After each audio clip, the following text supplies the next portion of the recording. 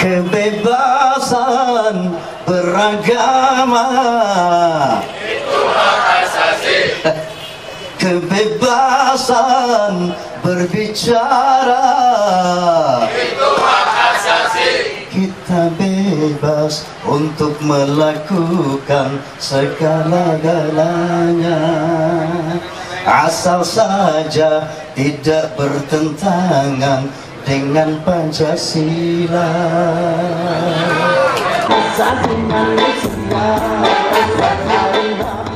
14 Desember 2013, bakal calon Presiden Rhoma Irama meresmikan posko Pusat Pemenangan Rhoma Irama for RI atau RIFORI.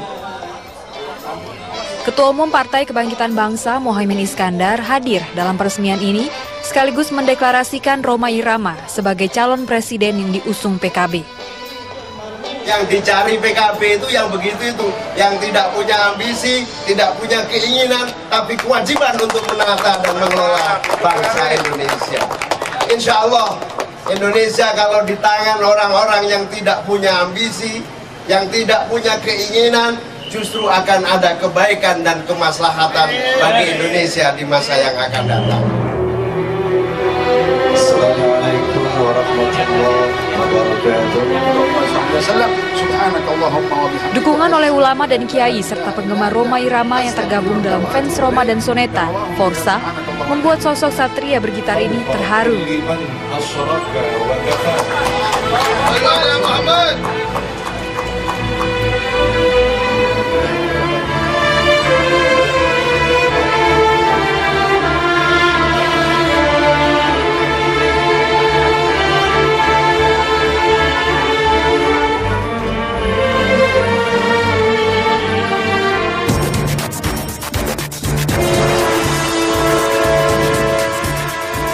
Posko RIFORI yang berlokasi di Cawang, Jakarta Timur ini menjadi sarana sosialisasi pencalonan dirinya dalam bursa Capres 2014. Di posko ini semuanya melebur menjadi relawan untuk mendukung kemenangan Rhoma Irama menjadi Presiden Republik Indonesia, dan kita tidak menutup kepada terbuka kepada semua suku, bangsa, agama apapun, hanya satu tujuan, yaitu untuk membuat rakyat Indonesia lebih sejahtera, lebih makmur.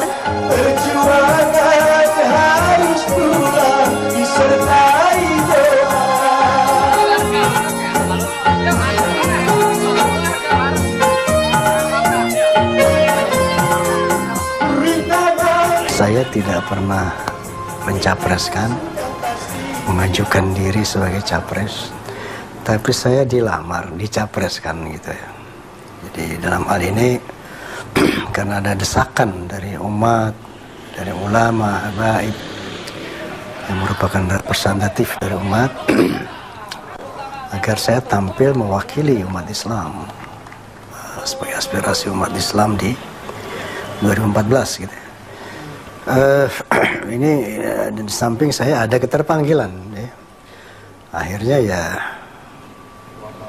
pada suatu hari saya lihat dukungan ulama, habaib, kemudian elemen-elemen bangsa semakin luas, akhirnya datanglah PKB gitu kan, melamar saya untuk sama-sama berkomitmen lah untuk 2014 gitu.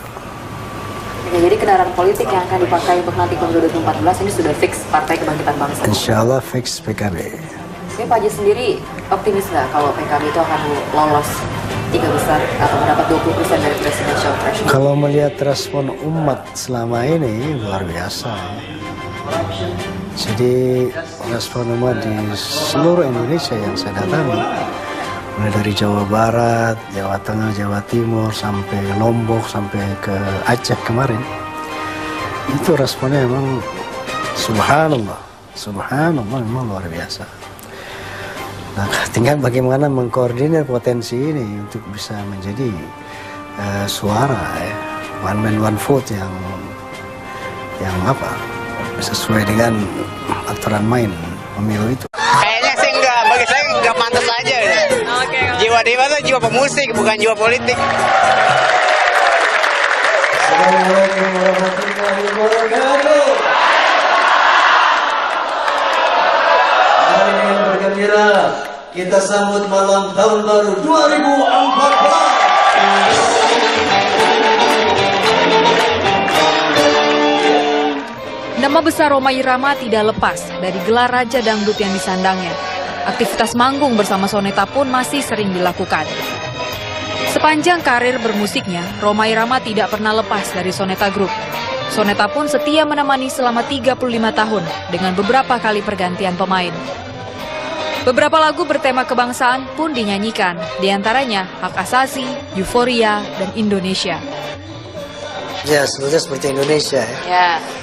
Di sana saya mengajak bangsa ini untuk menghapuskan korupsi. Karena saat itu memang untuk memerangi korupsi melalui lagu gitu kan. Oke. Bagaimana kita ajak bangsa ini supaya betul-betul ikut menjadi orang-orang yang bisa melaporkan korupsi dan sebagainya, sehingga ya saat itu berjuang dengan syair seperti itu. Rhoma Irama ini pejuang musik ya. Kenapa saya katakan pejuang musik? Karena dia mengangkat harkat musik dangdut. Ini kata kiasan ya, artinya dangdut yang di dalam lumpur kemudian didulang menjadi intan berlian gitu loh. Itu adalah kerjanya Rhoma Irama, dan pemusik dangdut sekarang patut berterima kasih kepada perjuangan dari Rhoma Irama gitu. Karena Anda bayangkan sendiri ketika waktu itu sebetulnya namanya orkes Melayu atau irama Melayu, belum ada istilah dangdut. Dangdut itu sebenarnya adalah istilah ejekan gitu ya, karena dangdut itu dianggap adalah milik menengah ke bawah gitu ya, supir, pembantu, tukang becak dan lain gitu loh. Nah, Rhoma Irama melihat hal ini, kemudian dia mengangkat dangdut ini ke posisi yang lebih high, lebih atas gitu. Antara lain dengan mengupayakan lirik-lirik yang lebih edukatif ya, lebih inspiratif. Kemudian ada unsur-unsur moralisme di situ. Dengan Indonesia tanpa korupsi.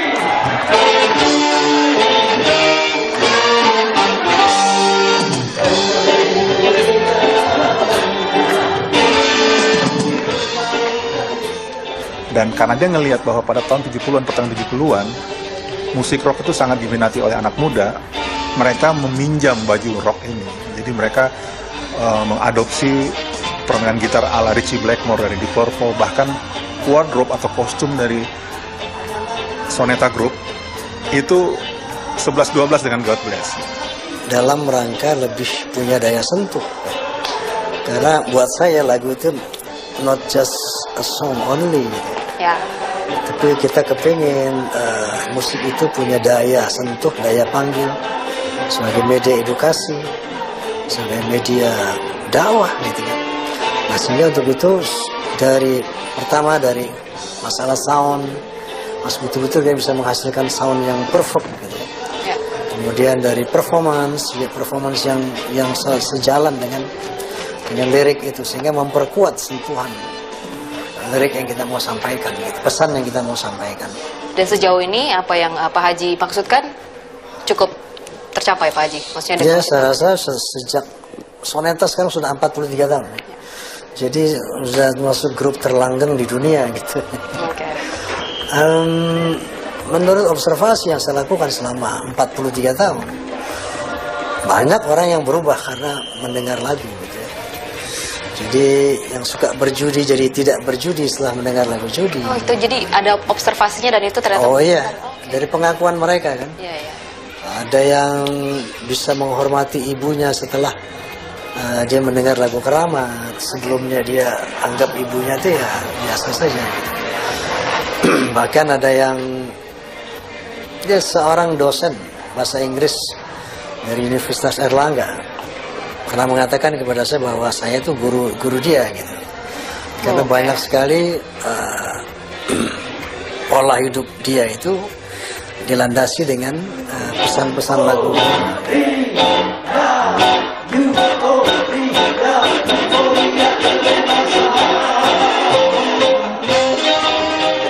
Alunan irama musik dangdut tak henti-hentinya mengajak para fans Rhoma Irama bergoyang. Dan kita bisa lebih memotivasi masyarakat. Itulah bahwa visi misi saya sebetulnya udah bukan baru sekarang. Saya rasa rakyat sudah tahu apa visi misi Roma gitu ya. Karena mereka dengar itu dari lirik-lirik lagu Roma sudah yang puluhan tahun yang lalu. Dan untuk Pak Haji sendiri, untuk lagu-lagu yang Pak Haji ciptakan, ada nggak yang paling Pak Haji sukai gitu, yang bertemakan kebangsaan gitu, yang mana gitu Pak? Ya misalnya kita adalah satu, kemudian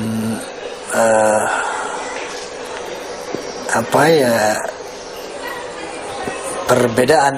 Saking banyaknya ini Pak Haji berarti sampai bingung. Jadi, bagaimana mempertahankan identitas kita sebagai bangsa dari derasnya serbuan globalisasi. Ya.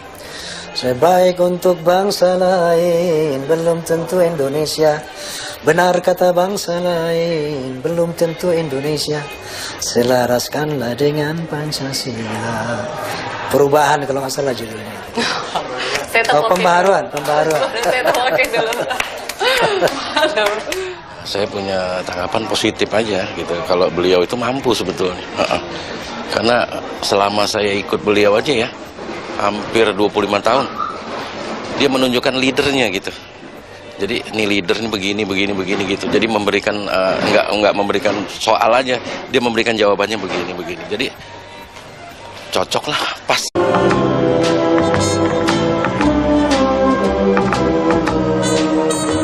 Sekitar pukul 10 pagi, kami tiba di kediaman Raja Dangdut Rhoma Irama di Jalan Pondok Jaya, Mampang Perapatan, Jakarta Selatan. Aura legenda pun terasa. Di ruang tamu terpampang lukisan legendaris dari film Roma tahun 1984, Satria bergitar. Kuda, terus pedang, ini simbol perjuangan, kuda dan pedang.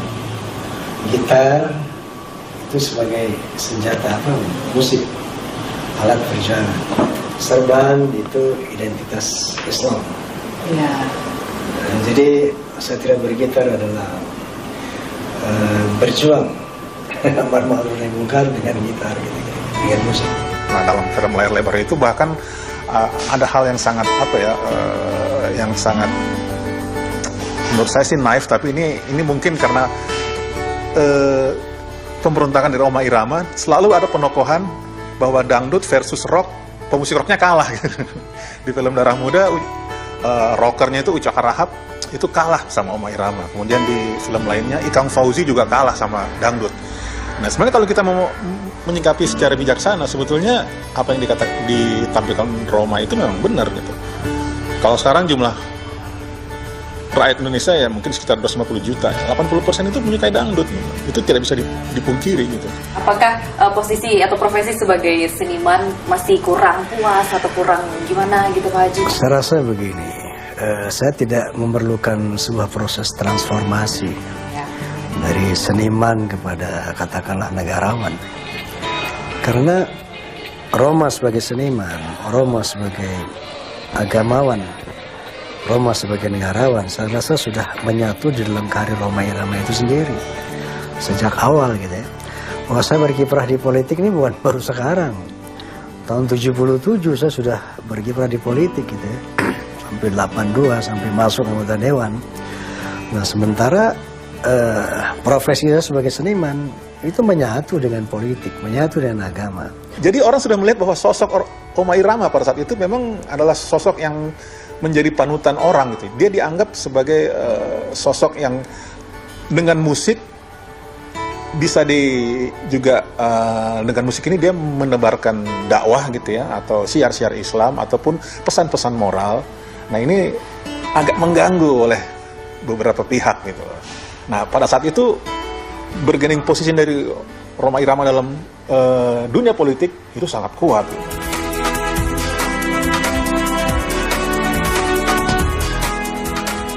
Sementara lembaga MPR RI sekarang ini yang fungsinya kita lihat lebih banyak fungsi yang bersifat insidental. Kemudian impeachment itu pun kalau ada usulan DPR untuk mengimpeach presiden. Dan tugas rutinnya selama 5 tahun rapat 5 tahunan itu adalah dalam rangka melantik presiden dan wakil presiden. Mohon maaf, ini air Pak JK. Minta berkahnya Pak.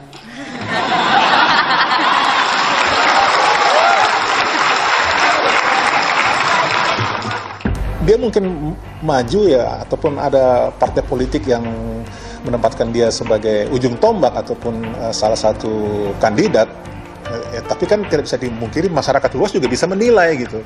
Masyarakat tidak bodoh gitu. Jadi mereka melihat bagaimana leadership atau kepemimpinan, terutama memimpin sebuah negara, sudah banyak contoh-contoh sebelumnya kan.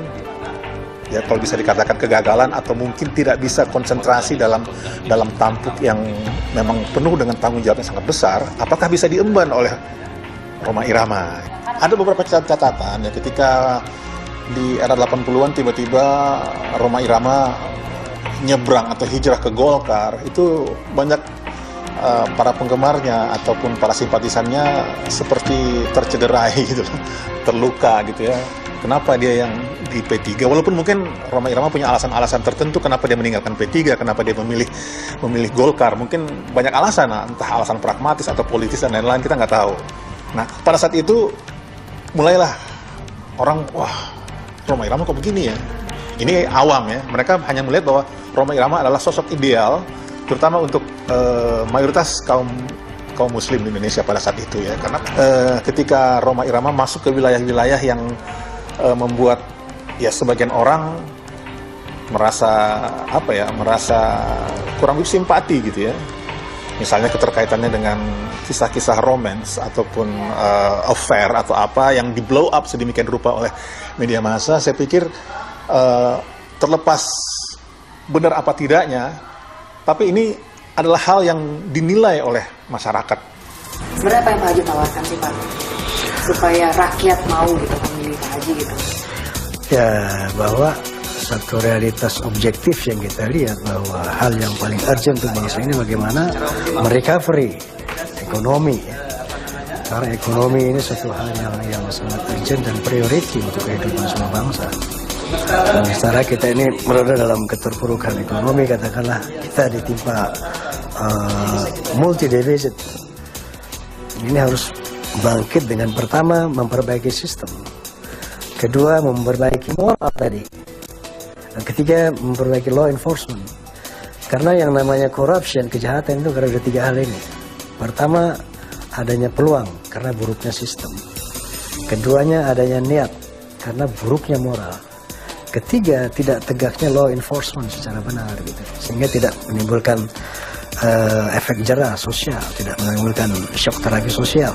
Sehingga itu berulang kejahatan ini. Artinya kalau kita sudah siap tampil untuk dicalonkan, kita harus siap dalam konteks capability, dalam konteks kompetensi. Kalau tidak kompeten, kalau tidak capable, tidak boleh kita bersiap untuk dicapreskan. Itu zolim namanya. Karena itu pertanggungan jawab yang besar kepada bangsa, negara. Kalau nggak mampu, mau ngapain mencapreskan diri.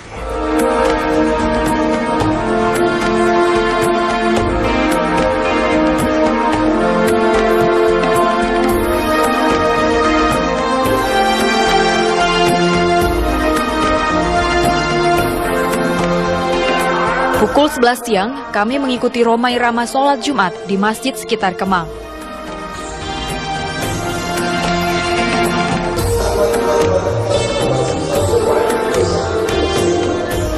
Kita masih berada pada suasana tahun baru Islam. Legenda musik dangdut kembali tampil, kali ini untuk menyirami umat dengan dakwahnya. Baik buat bangsa lain, belum tentu Indonesia. Benar kata bangsa lain, belum tentu Indonesia.